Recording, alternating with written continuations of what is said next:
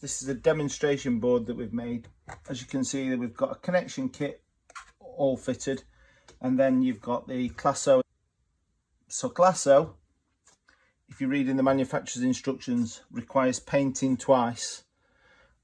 Also, there's some restrictions in temperature, so in a cold day you can't do it, and also if it's raining, because the humidity is higher than 80, so it prevents us a lot of problems. Also transporting it, sealing it with these seals that they come off and can start to get moisture inside. Transporting it, it's easy to damage, it flattens out. So those are some of the things, the issues that we needed to make in the solutions of the Condensate Pro. Also, what you'll see is trying to seal up. This is a 90mm hole we've drilled, and still, yes, plenty of room here to point or seal, and you can make it small if you wanted, but you'd still have real problems sealing here. Also, it's stuck to the wall, you know, contamination, things will get into there and start to deteriorate it. So this is all the issues that we're trying to solve in Condensate Pro. Condensate Pro, as you can see, that's the connection kit. The first part would be the products that we've used, the insulation and the bond and seal that we use. All the joints, what we all do, are caps, so we call it capping, and that's why it's covering there, so no moisture can get in there, because if any moisture does get in there, it'll then split it. Okay. So we use a pipe snug for two reasons. One, to get a good seal to the insulation, so then we use the bond and seal to seal up to the pipe snug and the insulation, so that's perfect. But the big important one is no moisture is getting, or rain getting into there, driving in, and could bridge across the cavity and then start to cause damp inside the internal wall. So we've covered all those points there by sealing this up and sealing that up, so it's all a seal. The next one, as we've shown, is this area, and that's why we use, and I've made a spacer rod. So the spacer rod can be cut down, so you've got a gap behind here, so we don't get this where any contaminants could start decaying or damaging the insulation, and you just cut that down to any length. Also, with a connection, it does come longer, so you can cut that down. The reason is that if you have a stone wall, you might need to use all that insulation and stand it really proud off, and then use the spacer bar to cut down as and when to put your clips on. But if it's just a normal brick wall, you cut that really down, as you can see, a little hand's depth behind it, then you can seal all that up, and then you can cut the spacer bar down about 15-20mm, perfect. That's then ready to then take down to your drain, or you can take it anywhere you want. The other part we always leave here is to then connect on, and obviously then you're pushing your insulation over the connection, and then you can seal it round.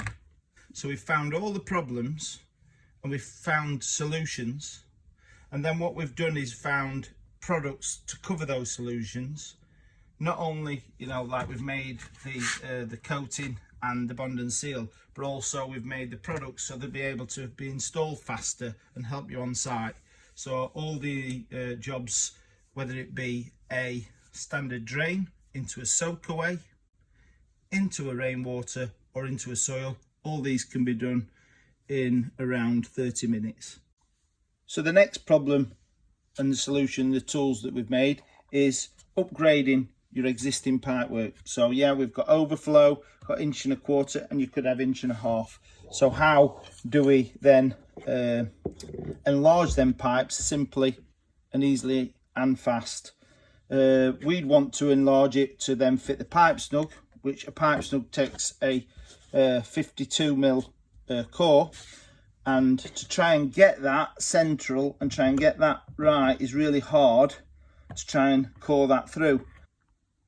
So what we've made is the drift kit. The drift kit comes with a drift for overflow, 1.25 inch, 1.5 inch solvent weld pipe. We've got the drift bar with the nut, and then we've got an Allen key. So let's see how we use the drift kit. So the drift bar has been put in to the 52mm, could be any size. And then what we'd then use is any one of the heads into there. That would then go in, and then that would then go straight into there and keep it central and tight. So that would then take seconds to core that through. Or you could use 1 1/4 inch, and that's the same. Just pop it through, takes it central and keeps that nice and steady. So how do you fit a pipe snug onto an uneven wall? Could be a rendered wall with dashing, it could be a stone wall like this. It's uneven and it's not going to fit flush. So what we've made is the grinder head. This grinder head will then produce a 3-inch flat face, as you can see here, and that is then makes it easy to then fit the pipe snug when you've then cored through the 52 after grinding the flat face. All you do there is you drill your 6mm.